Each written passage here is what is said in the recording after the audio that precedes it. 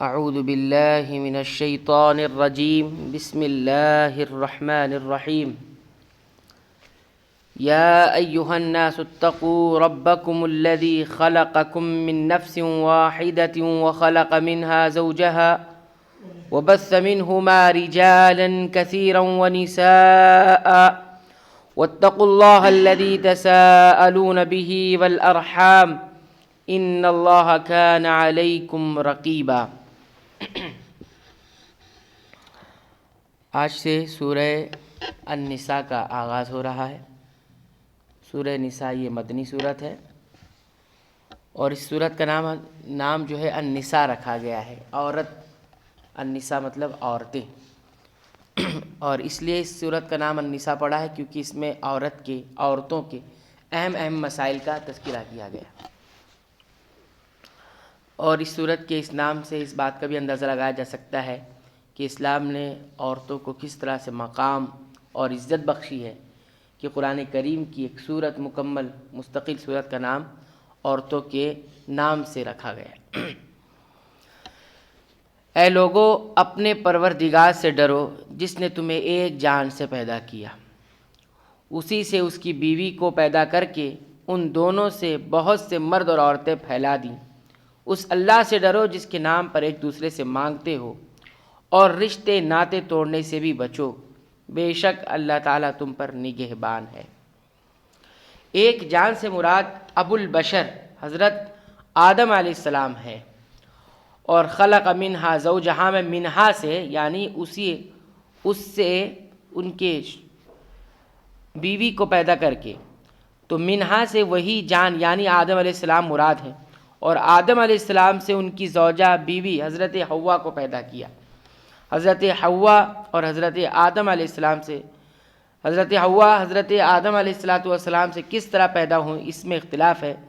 حضرت ابن عباس رضی اللہ عنہ سے قول مروی ہے کہ حضرت حوا مرد یعنی آدم علیہ السلام سے پیدا ہوئیں، یعنی ان کی بائیں پسلی سے۔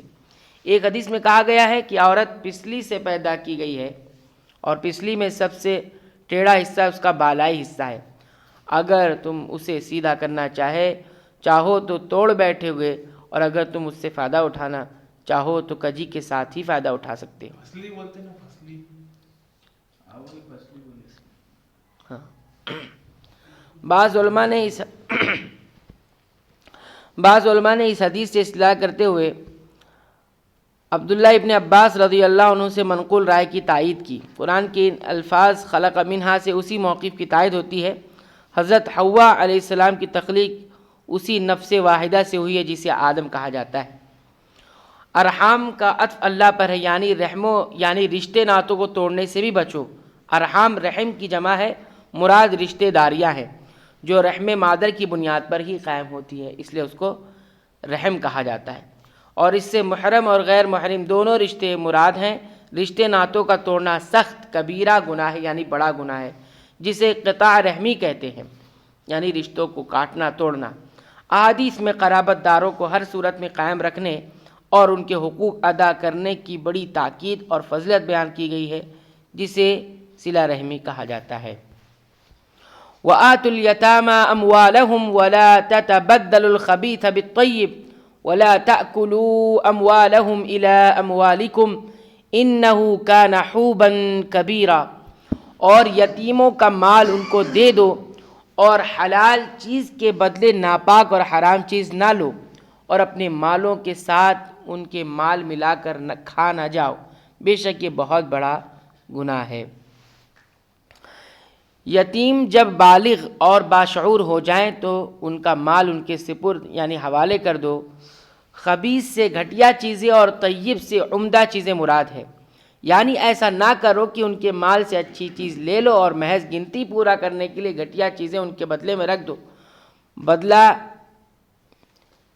یا گیا مال جو اگرچہ اصل میں طیب، پاک اور حلال ہے، لیکن تمہاری اس بددیانتی نے اس میں خباثت داخل کر دی، اور اب وہ طیب نہیں رہا بلکہ تمہارے حق میں وہ خبیث یعنی ناپاک اور حرام ہو گیا۔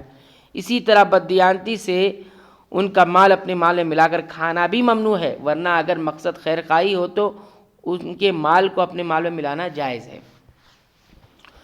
وَإِنْ خِفْتُمْ أَلَّا تُقْسِطُوا فِي الْيَتَامَى فَانكِحُوا مَا طَابَ لَكُم مِّنَ النِّسَاءِ مَثْنَىٰ وَثُلَاثَ وَرُبَاعَ فَإِنْ خِفْتُمْ أَلَّا تَعْدِلُوا فَوَاحِدَةً أَوْ مَا مَلَكَتْ أَيْمَانُكُمْ ذَلِكَ أَدْنَىٰ أَلَّا تَعُولُوا۔ اگر تمہیں ڈر ہو کہ یتیم لڑکیوں سے نکاح کر کے تم انصاف نہ رکھ سکو گے تو اور عورتوں میں سے جو بھی تمہیں اچھی لگے تم ان سے نکاح کر لو، 2 2 3 3 4 4 سے۔ لیکن اگر تمہیں برابری نہ کر سکنے کا خوف ہو تو ایک ہی کافی ہے، یا تمہاری ملکیت کی لونڈی یہ زیادہ قریب ہے کہ ایسا کرنے سے ناانصافی اور ایک طرف جھکنے سے بچ جاؤ۔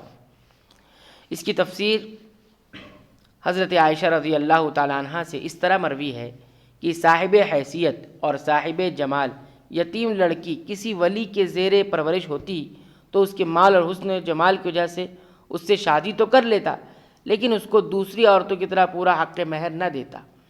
اللہ تعالیٰ نے اس ظلم سے روکا کہ اگر تم گھر کی یتیم بچیوں کے ساتھ انصاف نہیں کر سکتے تو ان سے نکاح ہی مت کرو، تمہارے لیے دوسری عورتوں کے ساتھ نکاح کرنے کا راستہ کھلا ہے۔ ایک کی بجائے 2 سے 3 سے حتیٰ کہ 4 عورتوں تک سے تم نکاح کر سکتے ہو، بشرطے کہ ان کے درمیان انصاف کے تقاضے پورے کر سکو، ورنہ ایک ہی نکاح کرو یا اس کے بجائے لونڈی پر گزارا کرو۔ اس آیت سے معلوم ہوا کہ مسلمان مرد اگر وہ ضرورت مند ہے تو 4 عورتیں بیک وقت اپنے نکاح میں رکھ سکتا ہے، لیکن اس سے زیادہ نہیں، جیسا کہ صحیح احادیث میں اس کی مزید صراحت اور تحدید کر دی گئی ہے۔ نبی کریم صلی اللہ علیہ وسلم نے جو 4 سے زائد شادیاں کی وہ آپ صلی اللہ علیہ وسلم کے خصائص یعنی خصوصیات میں سے ہے، اور وہ صرف آپ کے لیے جائز تھا، جس پر کسی امتی کے لیے عمل کرنا جائز نہیں ہے۔ یعنی ایک ہی عورت سے شادی کرنا کافی ہو سکتا ہے، کیونکہ ایک سے زیادہ بیویاں رکھنے کی صورت میں انصاف کا اہتمام بہت مشکل ہے، جس کی طرف قلبی میلان زیادہ ہوگا، ضروریات زندگی فراہمی میں زیادہ توجہ بھی اسی کی طرف ہوگی۔ یوں بیویوں کے درمیان وہ انصاف کرنے میں ناکام رہے گا اور اللہ کے ہاں مجرم قرار پائے گا۔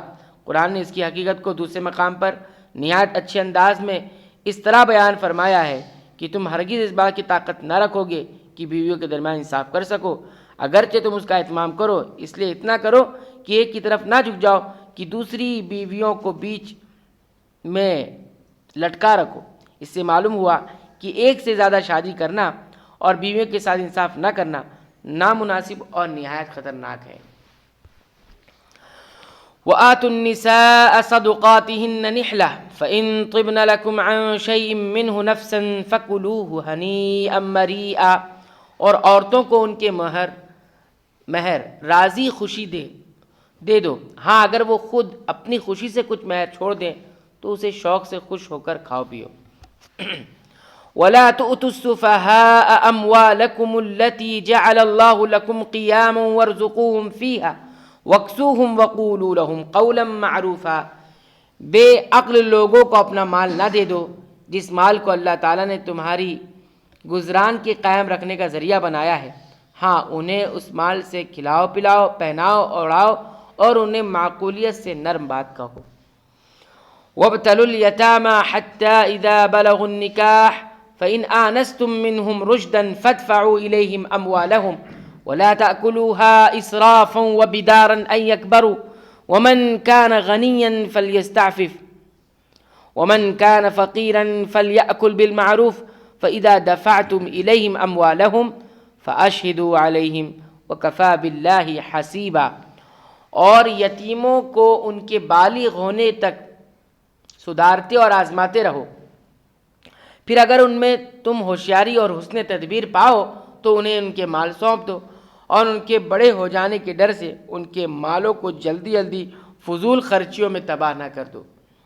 مالداروں کو چاہیے کہ ان کے مال سے بچتے رہیں، ہاں مسکین محتاج ہو تو دستور کے مطابق واجبی طرح سے کھا لے، پھر جب انہیں ان کے مال سونپو تو گواہ بنا لو، دراصل حساب لینے والا اللہ تعالیٰ ہی کافی ہے۔ یتیموں کے مال کے بارے میں ضروری ہدایت دینے کے بعد یہ فرمانے کا مطلب یہ ہے کہ جب تک تمہارے پاس رہا تم اس کی کس طرح حفاظت کی، اور جب مال ان کے سپرد کیا تو اس میں کوئی کمی بیشی یا کسی قسم کی تبدیلی کی یا نہیں۔ عام لوگوں کو تو تمہاری امانت داری یا خیانت کا شاید پتہ نہ چلے، لیکن اللہ تعالیٰ سے تو کوئی چیز چھپی نہیں، اسی لیے حدیث میں آتا ہے کہ یہ بہت ذمہ داری کا کام ہے۔ نبی صلی اللہ علیہ وسلم نے حضرت ابو ذر غفاری رضی اللہ عنہ سے فرمایا، ابو ذر، میں تمہیں ضعیف دیکھتا ہوں اور تمہارے لیے وہی چیز پسند کرتا ہوں جو اپنے لیے پسند کرتا ہوں۔ تم دو آدمیوں پر بھی امیر نہ بننا، نہ کسی یتیم کے مال کا والی اور سرپرست۔ اللہ تعالیٰ سے دعا ہے کہ رب العالمین ان آیات میں جو باتیں بیان کی گئی ہیں، جو تعلیمات کی طرف رہنمائی کی گئی ہے، رب العالمین ان تمام تعلیمات پر، ان تمام باتوں پر ہمیں غور کر کے اس کے مطابق اپنی زندگی کو گزارنے کی توفیق عنایت فرما۔ آمین۔ وآخر دعوانا الحمدللہ رب العالمین۔